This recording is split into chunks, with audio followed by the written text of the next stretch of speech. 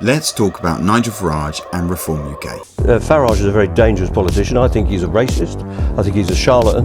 Nigel Farage, he's actually a formidable political operator who has his finger on the pulse of what the British people think. If we are trying to identify who has been the most influential politician in 21st century British politics, the answer to that question is Nigel Farage. Nigel Farage, Nigel Farage, Nigel Farage, Nigel Farage, Nigel Farage. Look, I know many of you are sick of hearing about Nigel Farage, but in the recent election his party won the third highest number of votes. He has upended UK politics before, and many worry he represents a rise in racist, even fascist politics in the UK. So it's worth understanding Farage and his new party. In fact, it's not just Reform UK. This is the first in a series that will explore the ideas that drive the UK's political parties. Often when we think about politics, we think about leaders, ministers, individuals, but it's parties that are most powerful in British politics. Politicians without their support rarely get elected, and many prime ministers have been toppled not by voters, but by their party.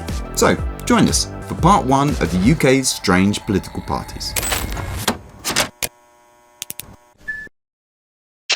Okay, come on. Let's talk about Reform UK. I think the first thing to know is that this is the Nigel Farage party. Literally, actually, Nigel Farage's party. He owns a majority of the shares.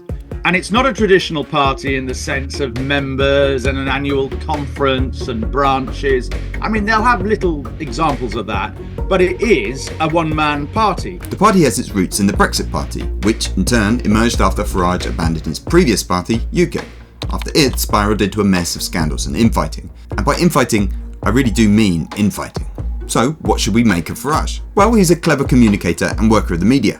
Ruthless to rivals and apparently difficult to work with, is a big fan of Donald Trump, admires Vladimir Putin, quote, as an operator, and has the kind of charisma that, for better or worse, other British politicians struggle to match. He has personal popularity and a lot of opposition. But the key question for this video is how should we understand his ideas, his politics, and thus those of Reform UK? Let's start by saying Farage's politics are on the far right. Now, of course, Nigel Farage doesn't like this language. He argues he's actually helped defeat the far right, destroying the racist BNP as an electoral force. In fact, Reform once demanded an apology from the BBC when they described Reform as far right. Also, at times, Nigel Farage has denied the whole idea of left-right. I remember the first time I met him as a young researcher on a TV politics programme. He argued the whole concept of left-right was wrong. Well, this series is going to talk a lot about left-right, so it's worth asking whether Nigel Farage is right. After all, what precisely does left-right actually mean? To sum up, left-right traditionally is about the economy and business. Are you for higher taxes, more welfare and public services, and a big role for the government regulating and even owning businesses? Or do you want lower taxes, less welfare and interference in business, and, they would say, more wealth as a result? You also have questions of whether someone is socially liberal, supporting rights to abortion, gay marriage, legalising drugs, or socially conservative, being tough on crime, for example. Interestingly, if you plot most parties onto this map, you'll see a correlation, where being socially conservative aligns with being on the right economically, and vice versa. And when most people talk about left and right wing, they're usually thinking in a way that makes these connections. Farage is right wing on economics, wanting lower tax, less regulation, and controversially, an insurance-based system for the NHS. In fact, Reform UK's current constitution clearly states that it's a classical liberal party that will seek to diminish the role of the state. In fact, many argue Reform would have more success if they were, like other similar European parties, less right-wing on economics. On the other dimension, Farage is often socially conservative, refusing in the past to support gay marriage, and of course, opposed to immigration, which is usually seen as a socially conservative position. All of which is good reason to place him and Reform on the right of the political spectrum. Not the centre-right, but all the way out here on the far right. The thing is, when many people say far right, they just mean bad. But we can be a little bit more precise. I think Reform UK fits into, broadly speaking, far right box, but that box then contains two smaller boxes. One is the extreme right, which tends to have its roots in a kind of violent, sometimes neo-Nazi subculture, and the other box is the one into which Reform UK fits much more easily, which is what we call the populist radical right, parties that have fairly unquestionable commitment to democracy, albeit they're very often keener on direct democracy, so on referendums, than on representative or liberal democracy. And they're not really seen as any violent threat or any threat to democracy more generally. Basically, from the academic point of view, Reform are on the far right, but not full-on authoritarian Nazi. The other term we heard there was populist, which is a style of politics that can, in theory, be used by left or right. The idea that the people who they claim to represent are constantly being betrayed by the elite, which tends to look down on the people and not really have their interests at heart. Okay, so Reform are a populist radical right party. But I can imagine people asking, isn't this complacent, too kind? What about the racism? My two daughters have to see and hear Reform people who campaign for Nigel Farage calling me an effing It hurts and it makes me angry.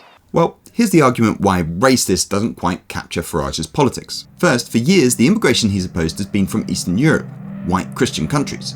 And second, a more useful term is available: nativism. It's the idea that states are for members of the native group, and that non-native people are a threat to that country's culture and way of life. Some argue that Farage is simply hiding his racism, obscuring it behind a posh accent and a pub smile.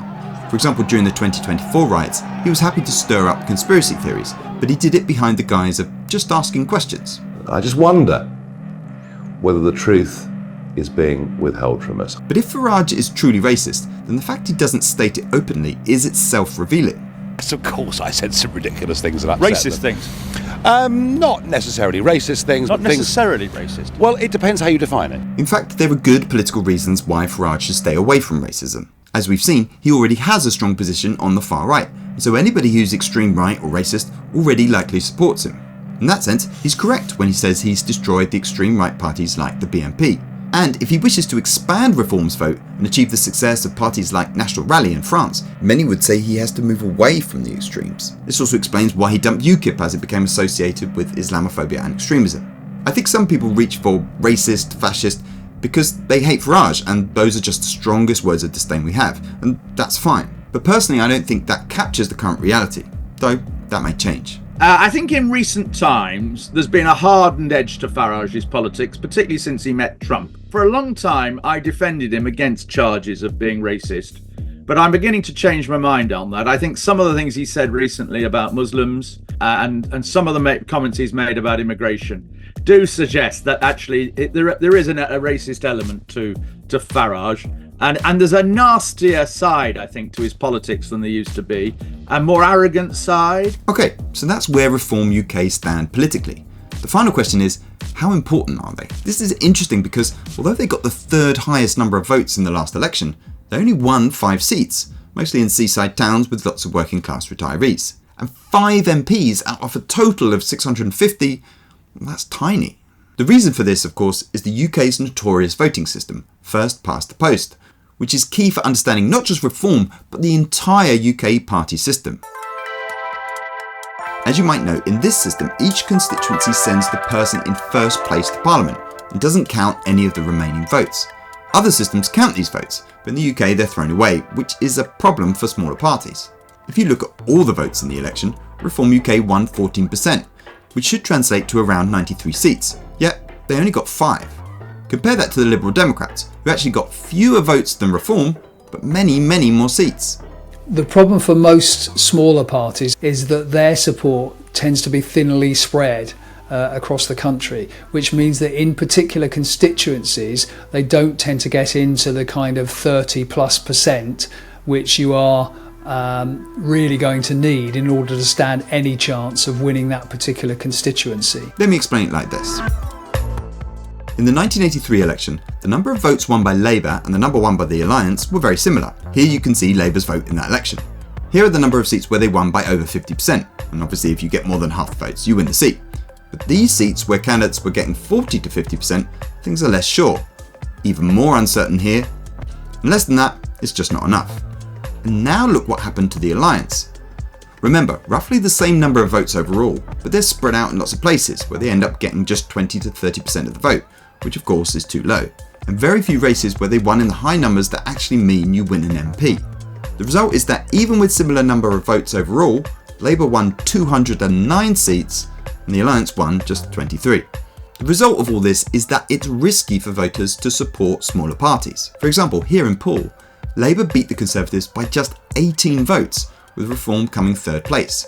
In other words, the right-wing vote was split between two competitors, meaning both lost and the left-wing option won. Grant Shapps, he is out, a Labour gain. Johnny Mercer in Plymouth Moorview, he's out as well. It's called vote splitting, and in 2024, this story was repeated all over the country, in more than 170 seats in total, and is why in campaigns you get phrases like, "It's quite clear that a vote for reform, all it's going to do is help Keir Starmer get into Downing Street." Smaller parties reject this argument, saying this thinking is cynical and stops new parties emerging, and in the 24 election, Reform argued Labour were going to win anyway. But all the same, it remains true that voting for a smaller party over a bigger party risks helping a party you like even less. To counter all this, supporters of smaller parties have two tactics. The first is, the well-named, tactical voting, where voters support the party most likely to beat the party they hate. So in pool, the Reform voters would switch to their second favourite choice of the Conservatives so as to ensure Labour is defeated. This is why you often see a battle of the bar charts, two sides arguing only we can win here to convince voters they're the best tactical choice.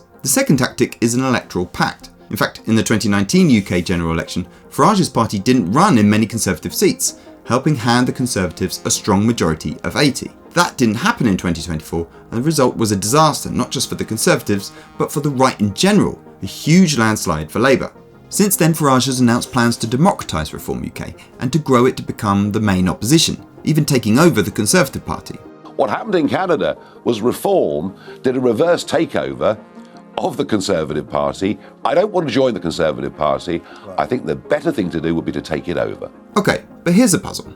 If Farage is responsible for splitting the right-wing vote, handing a landslide to Labour, and talks of destroying the Conservatives, then why do so many in the Conservative Party seem to love him? He seems to exert a huge hold over Conservative members, giving him a power hugely greater than his small number of MPs would suggest. It's a fascinating question, and I want to explore it when we come to the Conservative Party. But first we have some other parties to look at. Okay, that's Reform UK. Over there, somewhere, is the next video in the series. I do recommend watching them in order because you can skip ahead, but in the earlier videos, even the smaller parties, I'm explaining concepts that become relevant and we use when we come to explaining the bigger parties like Labour, Conservatives, Lib Dems. So yeah, check it out.